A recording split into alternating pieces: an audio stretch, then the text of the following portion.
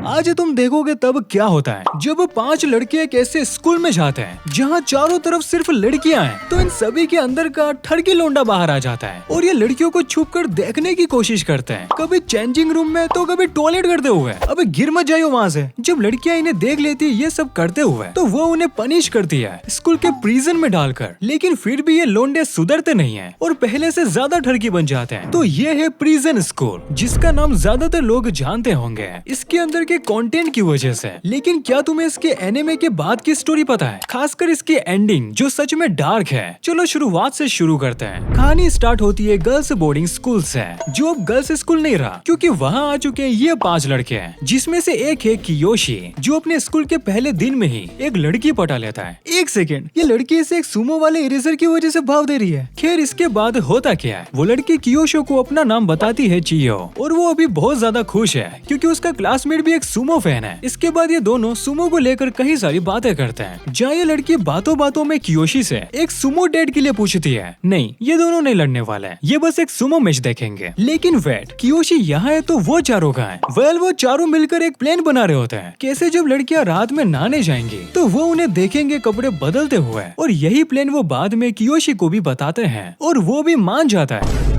But मैंने अभी तक तुम्हें इन चारों के नाम नहीं बताए ना, तो सुनो। ये चश्मे वाला है ताकी हितो, जो बहुत काम का बंदा है, और ये गोलू मोलू सा है रेइजी। इस सिंगल पसली का नाम है जोजी, एंड ये रोमियो जैसा दिखने वाला है शिंगो, जिसे तुम आगे बहुत ज्यादा गालियां दोगे।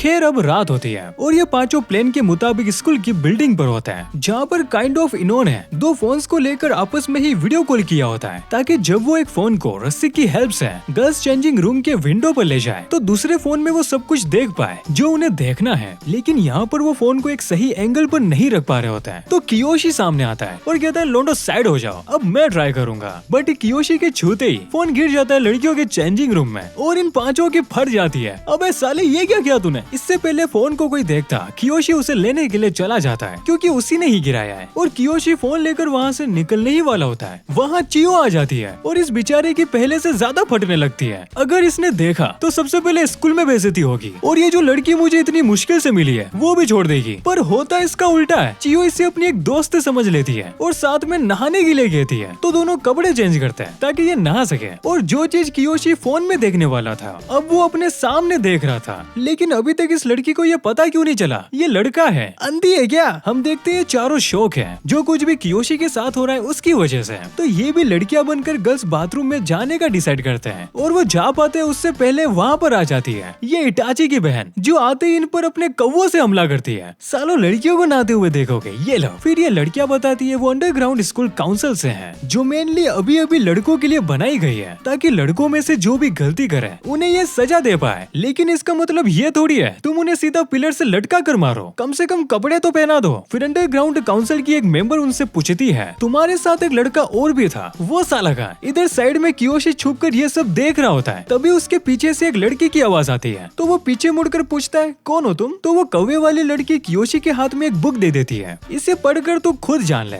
जिसमें सबसे पहला नाम लिखा होता है अंडरग्राउंड काउंसिल की सेक्रेटरी का, हाना। इसके आगे कियोशी बहुत मजे लेने वाला है कसम से। इसके बाद थी वाइस प्रेसिडेंट मिको, बट इस बुक में कहीं पर भी प्रेसिडेंट का नाम नहीं होता है। तो कियोशी उस लड़के से पूछ लेता है प्रेसिडेंट कौन है? तो वो कौवे वाली लड़की मुस्कुरा कर कहती है मैं, यानी कि मेरी, जो कि इसका नाम था। इतने में कियोशी के पसीने छूट जाते हैं, जबकि दूसरी तरफ वाइस प्रेसिडेंट और सेक्रेटरी उन चारों की धुलाई कर रही होती है। उसी टाइम प्रेसिडेंट कियोशी को बालों से घसीटते हुए लाती है। लो लड़कियां इसे भी कूटे दो। अगले दिन इन पांचों के हाथ में हथकड़ियां होती है और हम इन्हें जेल के कपड़ों में देखते हैं। यहाँ पूरा का पूरा स्कूल बस इन्हें ही देख रहा होता है। फिर प्रेसिडेंट बताती है कि इन्हें 1 महीने की प्रिजन होती है, जो कुछ भी इन्होंने किया है उसी की वजह से। इधर जेल को देखकर इन पांचों के तोते उड़ जाते हैं। सच में इस स्कूल में एक जेल है जहाँ इन्हें पढ़ाई के साथ साथ कुछ काम करना पड़ेगा, जिसके बदले इन्हें अच्छा खाना, सोने के लिए बेड और एक टॉयलेट मिलेगा। लेकिन एक शर्त पर, जो प्रेसिडेंट उन्हें बताती है, अगर इन पांचों में से कोई एक भी भागता है तो इनकी सजा 3 महीने और बढ़ जाएगी। खैर इसके बाद इन्हें पहला काम मिलता है, जो कि था अपने जेल के चारों तरफ फेंसिंग करने का, ताकि ये बिना बताए यहाँ से जा ना सके। इसके बाद ये खाना खाते हैं, लेकिन वहाँ पर रेइजी रोने लगता है, ये हमारे साथ क्या हो गया? ये सब कियोशी की गलती वेल जस्ट मैं तुम्हारी इन्फॉर्मेशन के लिए बता दूं, इन सभी के नाम एनिमे, मांगा और लाइव एक्शन में अलग हो सकते हैं, बट ये वही सेम कैरेक्टर्स हैं। खैर अगले दिन सुबह प्रेसिडेंट डिसाइड करती है आज मिको नहीं हाना जाएगी, जिसे देखकर ये पांचों पिघल जाते हैं। और जो हाना ने काम दिया होता है पत्ते ढूंढने का, उसे ये सब कुछ ही टाइम में पूरा कर लेते हैं। पर जब हाना उन पत्तियों को देखती है तो उसमें एक भी वो पत्ती नहीं होती जो उसने बताई थी, इसीलिए हाना को गुस्सा आ जाता है। वो टेबल तो तोड़ती ही है, वो इन पांचों को भी तोड़ देती है। अबे बस कर, इतना मत मार। बाद में ये पांचों फिर से वही पत्ती ढूंढने जाते हैं। वहाँ कियोशी को जमीन पर गिरा हुआ एक कौवे का बच्चा मिलता है, जिसे वो फिर से अपने घोंसले में रखता है। वहीं सामने वाली विंडो से चियो भी गुजर रही होती है, जो उस कौवे को बचाते हुए देख लेती है और कियोशी से कहती है तुम काफी अच्छे इंसान हो, मैं अंदाजे से कह सकती हूँ तुम उन 4 बाथरूम में घुसने वालों के साथ नहीं हो। और वहाँ से चली जाती है। और तभी उसी पेड़ के नीचे हाना आती है, क्योंकि इतने टाइम से जो वो ग्रीन टी पी रही थी उससे इससे सुसु लग गया और बाथरूम जाने की जगह वो पेड़ के नीचे आई है। हाना को टॉयलेट करते हुए देखकर कियोशी की एक बार फट जाती है। वो अपना मुंह तक बंद कर देता है ताकि हाना के पास उसकी आवाज ना चली जाए, लेकिन कियोशी की इतनी अच्छी किस्मत नहीं होती है। उस पर उन कौवों की माँ हमला कर देती है और कियोशी सीधा ऊपर से हाना के सामने गिरता है और उसकी मेड्यूसा देख लेता है। कियोशी को देख हाना जोर से चिल्लाती है, जिसकी वजह से वाइस प्रेसिडेंट मिको वहाँ पर आ जाती है, जिसके सामने हाना कियोशी को कुछ भी बताने से मना कर देती है और वापस से प्रिजन में डाल देती है, जहाँ बाकियों को कुछ भी नहीं पता होता है। फिर भी वो कियोशी को उठाते हैं जैसे वो कुछ भयंकर करके आया है। और हाँ, मैं तुम्हें एक छोटा सा स्पॉइलर देना चाहूंगा, वीडियो के एंड तक जाते जाते हाना और कियोशी के बीच में चीजें और भी ज्यादा बिगड़ने वाली है। जैसे हमारे लोंडे ने मेड्यूसा देखी है, वैसे ही हाना कियोशी का पप्पू देखेगी। अब अगला दिन होता है, फिर से वो पांचों काम कर रहे होते हैं। कियोशी मिको से पूछता है क्या सैटरडे और संडे को छुट्टी मिल सकती है। उसी टाइम प्रेसिडेंट आकर बताती है छुट्टी तो नहीं, लेकिन 3 घंटे का ब्रेक मिल सकता है अगर अच्छे से काम किया तो। ये सुनते ही कियोशी के मन में लड्डू फूटने लगते हैं, क्योंकि उसे तो चियो के साथ सुमो मैच देखना था, जिसे अब वो देखने जा सकता है और अच्छे से काम करने लगता है। काम करते टाइम जोउजी कियोशी को अचानक से धक्का देता है, क्योंकि उसका पाँव चींटियों पर पड़ने वाला था और चींटियां जोउजी को काफी ज्यादा पसंद है। कुछ टाइम बाद फिर से वहाँ पर प्रेसिडेंट आती है और वो उन्हें बताती है 3 घंटे का ब्रेक जो उन्हें मिलने वाला था वो अब नहीं मिलेगा, क्योंकि अभी अभी प्रेसिडेंट ने अपने बाप के कंप्यूटर में वैसे वाले वीडियोस देखे थे जो कि इस स्कूल के चेयरमैन भी है, एंड इसी का गुस्सा वो इन लड़कों पर निकाल रही है। यहाँ कियोशी का सपना टूट जाता है और वो रोते हुए चींटियों को देखता है, जिससे उसके दिमाग की बत्ती जलती है। और अगले दिन से सफाई करते हुए वो ताकेहितो के साथ मिलकर एक प्लान बनाता है, जिसमें वो स्कूल की एक दीवार में छेद करेंगे और इसी छेद की हेल्प से कियोशी सुमो मैच देखने जाएगा, जो कि सैटरडे को था। उससे पहले ताकेहितो कहता है कियोशी तुझे एक बार बाहर जाकर देख के आ जाना चाहिए। तो कियोशी जाता है और वो चेयरमैन को देखता है, जो एक गड्ढे में वैसी वाली डीवीडीज और मैगजीन्स छुपा रहा होता है। साला ठरकी बुड्ढा। खैर रात होती है और मिको इन सभी के पास कुछ पूछने के लिए आती है। कल उन्हें जो कुछ भी चाहिए उसे लिख के दे दो। वैसे ये काफी हर्ट नहीं लग रही। जोउजी अपने लिए एक चींटियों का बॉक्स मांगता है, कियोशी एक डिक्शनरी, ताकेहितो एक ऑडियो प्लेयर, रेजी और शिंगो कुछ भी नहीं मांगते हैं। फिर अगले दिन इन पांचों को मिको बताती है सैटरडे को स्कूल में दूसरी क्लासेस के स्पोर्ट कंपटीशन होने वाले हैं, तो ताकेहितो और कियोशी उन सभी लड़कियों के बैग संभालेंगे और तुम तीनों हर रोज की तरह काम करोगे। और यही वो रीजन था जिसकी वजह से चियो ने सैटरडे को सुमो मैच देखने के लिए कहा था, क्योंकि इस दिन उसकी छुट्टी थी। अब इसके बाद कियोशी बैग वाली जगह पर जाता है ताकि वो यहाँ से देख सके कितना दूर है दीवार का छेद और वो बिना किसी को दिखे कैसे वहाँ तक पहुँच सकता है। बट उसी टाइम वो एक टॉयलेट देखता है जिसके अंदर एक नाली थी जो सीधा उसी छेद के पास जा रही थी। लेकिन यहाँ पर एक प्रॉब्लम थी, अगर कियोशी कुछ टाइम के लिए भी स्कूल से गायब होता है तो इजीली सबको पता चल जाएगा वो स्कूल से बाहर है। इसीलिए ताकेहितो उसे अपना आइडिया बताता है, मैंने वो ऑडियो प्लेयर मजे के लिए नहीं मंगवाया बेटा, ये तेरे भागने में काम आएगा। सुन, जैसे ही तू स्कूल से बाहर होगा मैं इस ऑडियो प्लेयर को टॉयलेट में रख दूंगा और जैसे ही प्रेसिडेंट और वाइस प्रेसिडेंट तुझे ढूंढने आएगी तो वो ऑडियो प्लेयर से हगने की आवाज सुनकर भाग जाएगी। बस अब हमें हगने का साउंड चाहिए जो वो डाउनलोड करेंगे अपने अगले दिन के कंप्यूटर क्लास में। और जब अगले दिन ताकेहितो कंप्यूटर क्लास में उस हगने वाले साउंड को डाउनलोड करने वाला होता है तो उसे पता चलता है उनके कंप्यूटर में इंटरनेट नहीं है, बट फिर भी इन्हें साउंड तो चाहिए। तो वो उसे रिकॉर्ड करता है। ताकेहितो उठाता है माइक को और अपनी बूंद में डालकर हग देता है, भाईचारा ऑन दी टॉप। ताकेहितो ने जो किया उससे पूरी क्लास को बंद करना पड़ जाता है। अब अगले दिन फिर से कियोशी उस छेद को देखने के लिए जाता है और वो देखता है दीवार का छेद किसी ने बंद कर दिया है। हो ना हो मेरे हिसाब से वो चेयरमैन होगा। अब रात होती है, अपने दोनों लोंडे उदास थे, वो भी इतना ज्यादा कि ताकेहितो रोने लगता है, भाई मैं तेरे काम नहीं आ पाया, सॉरी। और कियोशी उसे समझाता है ऐसा कुछ भी नहीं है, जस्ट चिल। और कल सुबह फिर से ये एक नए प्लान के साथ जागते हैं। इस बार कियोशी एक लड़की बनकर बाहर निकलेगा, क्योंकि ये एक बोर्डिंग स्कूल है, तो हर हफ्ते लड़कियों को अपने कपड़े धोने के लिए देने होते हैं। उसी टाइम कियोशी किसी की ड्रेस चुरा लेगा, जिसे पहनकर वो अपनी डेट पूरी करेगा। इसके बाद हम फिर से ताकेहितो को उदास देखते हैं, और जैसे ही वो प्रेसिडेंट को देखता है तो ताकेहितो पागलों की तरह उसकी तरफ भागता है, लेकिन भागते भागते उसका पाँव किसी चीज से टकराता है और वो गिरने ही वाला होता है। वो कुछ पकड़ लेता है, प्रेसिडेंट की स्कर्ट जो अब उतर चुकी है। फिर मिको और कौवे मिलकर ताकेहितो को खूब कूटते हैं। अब जब रात होती है, ये चारों तो खाना खा रहे होते हैं और बेचारे ताकेहितो को वो अंदर टॉर्चर कर रहे थे। जब ताकेहितो वापस से जेल में आता है, हम देखते हैं अब वो गंजा हो चुका है। फिर वो कियोशी को बताता है यह सब दरअसल उसका एक प्लान था, क्योंकि अगर उसे एक लड़की बनकर बाहर जाना है तो उसे लंबे बाल चाहिए होंगे, जिससे वो एटलीस्ट लड़की तो दिखे। इसीलिए ताकेहितो ने अपने बाल सेक्रीफाइस किए हैं और अब वो इन्हें लाया है ताकि कियोशी को दे सके। ले भाई, अब तू अपनी डेट पूरी कर। अगले दिन कियोशी किसी लड़की के कपड़े चुराता है, जिसके बाद आ जाता है डेट पर जाने वाला दिन। तो जैसा कि प्लान में था, कियोशी सबसे पहले बाथरूम में जाएगा। वहाँ नाली से होते हुए एक सुनसान जगह जहाँ वो बिना किसी के नजरों में आए कपड़े चेंज करेगा, और स्कूल के मेन गेट से होते हुए सुमो मैच देखने जाएगा, जहाँ पर पहले से चियो उसका इंतजार कर रही है। वो कियोशी को देखती है और खाना ऑफर करती है, और दोनों एक प्यारी सी सेल्फी भी लेते हैं। जिसके बाद ज्यादा खाने की वजह से कियोशी के पेट में कुछ होता है और वो टॉयलेट जाता है। उतने में चियो कियोशी के बैग में अपनी स्कूल ड्रेस देखती है, जो उसने धोने के लिए दी थी। अब ये इसके पास क्या कर रही है? इतने में कियोशी आता है, जिसे सीधा चियो डिस्गस्टिंग लड़का बोलकर वहाँ से चली जाती है। पहले तो कियोशी को कुछ भी समझ में नहीं आता है अभी चियो गुस्से में क्यों थी, लेकिन जब वो अपने बैग को खुला देखता है, चियो ने उसके बैग में लड़की की ड्रेस देखी है। बट अभी भी कियोशी को पता नहीं था जो वो ड्रेस चुरा कर लाया वो दरअसल चियो की है। उतने में वाइस प्रेसिडेंट मिको भी बाथरूम में चली जाती है, ये सोचते हुए कि कियोशी को इतना टाइम हो गया है, अभी तक आया क्यों नहीं। और उसके दरवाजे के बाहर मिको एक दो बार आवाज देती है, लेकिन अंदर से कोई भी रिप्लाई नहीं आता है। और इधर ताकेहितो का ऑडियो प्लेयर भी काम नहीं कर रहा था। ताकेहितो तो सोच लेता है बेटा आज तो गए, लेकिन मिको आखिरी बार कहती है देख कियोशी, अगर तू अंदर है तो बोल, वरना मैं ये गेट तोड़ दूंगी। और जैसे ही मिको गेट तोड़ती है, टॉयलेट के अंदर कियोशी बैठा होता है, मतलब कि ये टाइम से पहले आ गया था। इसके बाद मिको वहाँ से चली जाती है और ताकेहितो कियोशी के पास आता है और पूछता है अबे तो रो क्यों रहा है। यहाँ कियोशी उसे कुछ भी नहीं बताता है, तो वो उसे बाहर लेकर जाता है, जहाँ पहले से ये प्रेसिडेंट खड़ी होती है, जो सीधा कियोशी से पूछती है तो कैसा था सुमो मैच। पहले तो कियोशी कुछ भी नहीं समझने का नाटक करता है, आप क्या कह रही हैं? तो प्रेसिडेंट उसे चियो और उसकी फोटो दिखाती है।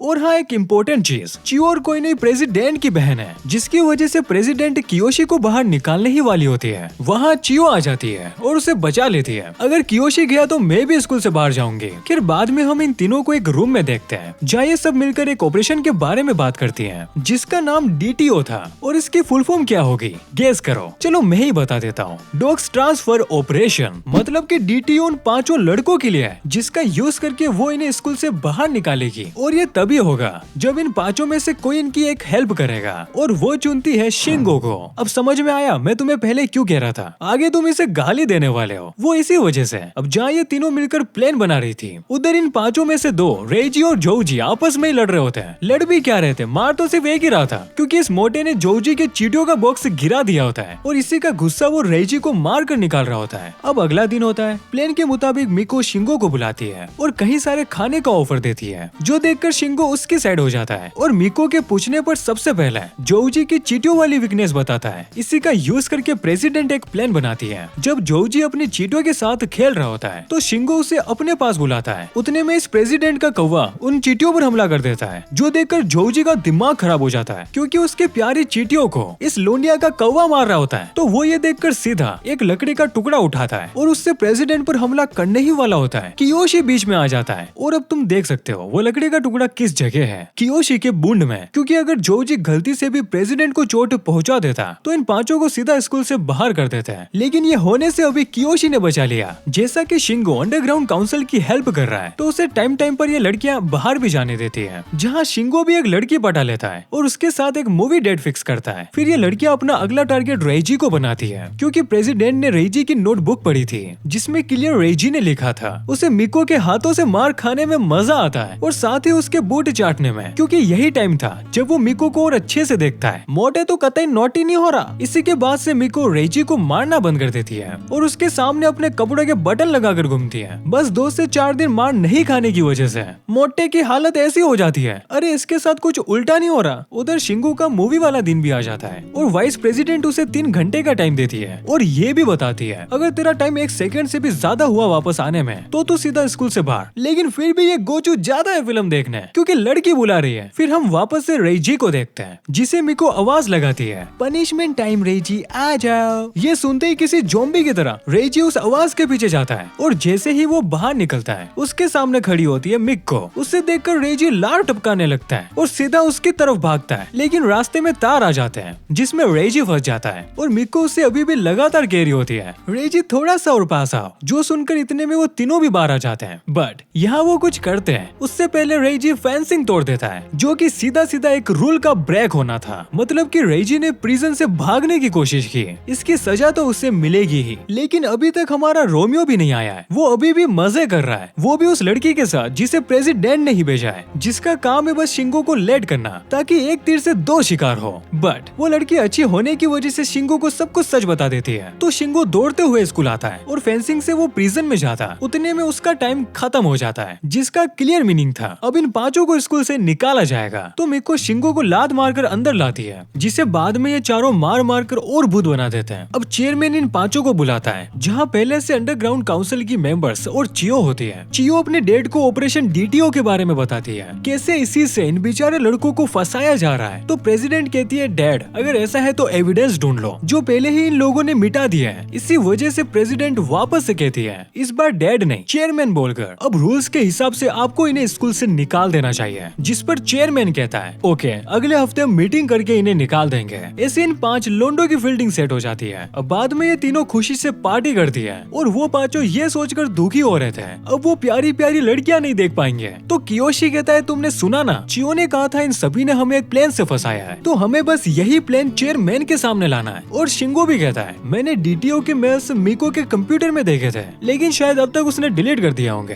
तभी ताके ही तो बोलता है दोस्तों तुम मुझे कैसे भूल गए, मैं एक ऐसे सॉफ्टवेयर के बारे में जानता हूँ जो 7 दिन के अंदर डिलीट हुए ईमेल्स को वापस से ला सकता है। तो ये 5 फिर इसी पर काम करते हैं। अब अगला दिन होता है, मिको इन्हें खाना देने आती है, तभी मिको की पैंट ही नीचे गिर जाती है और वो उसे उठाती है। पीछे से कियोशी उसकी मेड्यूसा देख लेता है, इसकी शक्ल तो देखो, वहाँ सच में इसने कोई सांप देख लिया हो। मिको के जाने के बाद ये और प्लेन पर बात करते हैं कैसे वो करेक्शन रूम तक जाएंगे, जहाँ एक्चुअली में वो वाला कंप्यूटर है जिसमें शिंगो ने मेल्स देखी थी। फिर ये अपनी सारी चीजें प्लेन के मुताबिक करते हैं, लेकिन वहाँ वापस से मिको आ जाती है और उनसे कहती है जाओ अपने सेल में आराम करो और साथ ही इंतजार स्कूल से बाहर जाने का, आज से तुम कोई भी काम नहीं करोगे। ऐसे जो एक लौता रास्ता था करेक्शन रूम तक जाने का वो भी इनसे छीन लिया। तो अब इन्हें एक नया प्लान चाहिए था। वो सब रेजी के साथ पंजा लड़ाते हैं और जोर जोर से कहते हैं रेजी मिको को भी हरा सकता है। और यही चीज सुनकर मिको अंदर आ जाती है और चैलेंज एक्सेप्ट करती है। सबसे पहले उसके सामने आता है ताकेहितो, जिसे वो एक ही बार में पीट देती है। फिर कियोशी मिको से पंजा लड़ाता है, तभी ताकेहितो शिंगो को इशारा करता है और वो अपनी लात से टेबल गिरा देता है। मिको और कियोशी दोनों गिर जाते हैं और साथ ही मिको की चाबियां भी बाहर आ जाती है, जिसे ताकेहितो जल्दी से ले लेता है और गायब सीधा करेक्शन रूम में। इधर मिको एक के बाद एक सबको पेलते जा रही थी, उधर ताकेहितो को और टाइम चाहिए था।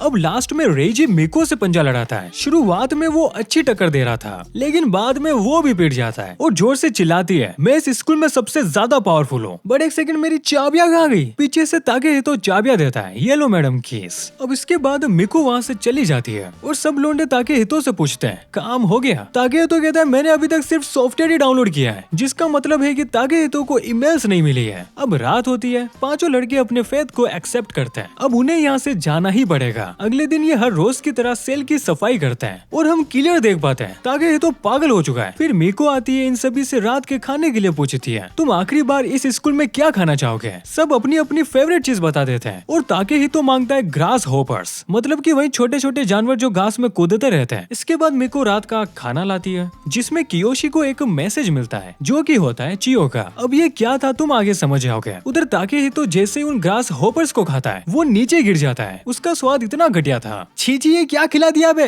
कियोशी और सब लोग सोच रहे होते हैं ये साला सच में पागल हो गया। तभी ताकेहितो बोलता है छोड़ो ये सब, मेरे पास एक नया प्लान है। बट जब कियोशी उसे बताता है अपने पास सिर्फ आज आज की रात है, तो वो भी कुछ नहीं कर पाता है। और अब मिको भी फॉर्म लेकर आ जाती है, जिससे कियोशी को एक आइडिया आता है। वो इन फॉर्म्स के साथ चेयरमैन को एक लेटर भेजेंगे, जिससे शायद उनकी कुछ मदद हो सकती है। अगले दिन मिको जब उन पांचों को चेयरमैन के पास ले जाती है, रास्ते में ताकेहितो उसी एप्लीकेशन को देखता है, यानी कि ये चेयरमैन तक नहीं पहुंची है। उधर से चेयरमैन भी इन पांचों से मिलने के लिए आ जाता है और ये सब जेल में बात करते हैं। वहाँ चेयरमैन बताता है उन्हें वो मैसेज मिल गया है जो कियोशी ने उसी फॉर्म पर लिखा था, मतलब कि वो अपील लेटर सिर्फ एक धोखा था। जिसके बाद ये चेयरमैन से कहते हैं हमें 5-6 दिन का और टाइम चाहिए। पहले तो चेयरमैन देने से मना कर देता है, लेकिन आखिर में जाते हुए वो उन्हें 1 दिन का टाइम देता है। उधर चियो भी लगातार अपने प्लान पर काम कर रही थी। फिर ताकेहितो रात के खाने के टाइम कियोशी से अपने सर पर मारने के लिए कहता है, जिससे उसके सर से खून निकलता है। अब हाना आती है जो उसे करेक्शन रूम में ले जाती है और उसकी पट्टी करके वापस से छोड़ देती है। लेकिन फिर वो अकेले कियोशी को वापस से करेक्शन रूम में ले जाती है। तूने मुझे टॉयलेट करते हुए देखा था ना, अब तू इस बोतल में मुतेगा। चियो भी इधर सही मौके का इंतजार कर रही है। उधर कियोशी भी कॉन्फिडेंस में आ जाता है और उस बोतल को लगा देता है पप्पू पर। ये कॉन्फिडेंस देखकर हाना भी जोश में आ जाती है। वो भी अपने पैंटीज उतार देती है, कहती है अब दोनों मुतेंगे। बट कियोशी हाना की मेड्यूसा देख फॉर्म में आ जाता है और उसका पप्पू बोतल में अटक जाता है। समझ रही हो ना ये कितनी इंटेंस सिचुएशन चल रही है। और बाहर मिको शिंगो वाली लड़की को पकड़ लेती है और हाना को कहती है जल्दी आ, मैंने किसी को पकड़ा है। हाना भी लाइक बस 2 मिनट में काम खत्म करके आ रही हूँ। जिसके बाद वो कियोशी को वापस से जेल में डालती है। उधर करेक्शन रूम में एंट्री होती है चियो की, जो एक जंग के बाद का सबूत देखती है, मतलब कि वही बोतल, और सोचती है ये इतनी गर्म क्यों है, जिसके आगे मैं कुछ नहीं कहूँगा। और बाद में ये पांचों टॉयलेट जाते हैं और वापस से आकर सो जाते हैं। अगले दिन चेयरमैन इन्हें बुलाता है, चलो बेटा साइन करो। उसी टाइम कियोशी कहता है रुको ताकेहितो को आने दो। तो ये कौन है? अब ये साला जोजी है। बट जोजी के कपड़े में कौन है? चियो। और ऐसे ताकेहितो वो सारे मेल्स चेयरमैन को दिखाता है और इनके प्लान को एक्सपोज कर देता है शानदार तरीके से। और बाद में ये पांचों लड़के इसी स्कूल में रहते हैं और मजे करते हैं। बट एक सेकेंड, अगर लड़के गलती करे तो उन्हें सजा देंगे अंडरग्राउंड काउंसिल, लेकिन अगर अंडरग्राउंड काउंसिल ही गलती करे तो उन्हें सजा देगा स्कूल काउंसिल। और ऐसे जो पहले लोगों को सजा दे रहे थे वो अब खुद ही मुजरिम बन जाते हैं। एंड मैं तुम्हें सच कह रहा हूँ, एनीमे तो यहाँ पर खत्म हो जाता है, पर मांगा में इनके साथ बहुत कुछ होता है, जो कि सिर्फ 40 से 50 चैप्टर्स की और बची है, जिससे मैं शायद अगले वीडियो में खत्म कर दूं। अगर इस वाली वीडियो पे रिस्पॉन्स अच्छा आता है तो। बाकी तब तक के लिए तुम ये दोनों वीडियोस देख सकते हो। मैं तुम्हें वही मिलता हूँ।